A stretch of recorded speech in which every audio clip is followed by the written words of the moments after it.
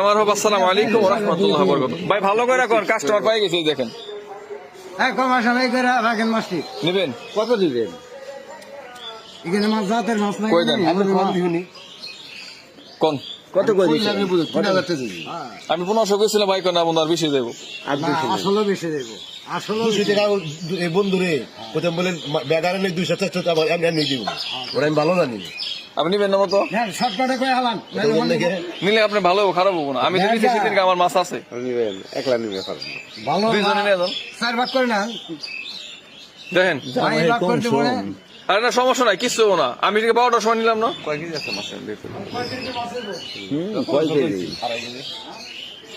আড়াই কেজি তো আচ্ছা 2 কই ফেলে দেন দিলে গামছা দেন আমার, গামছা নিল কেন?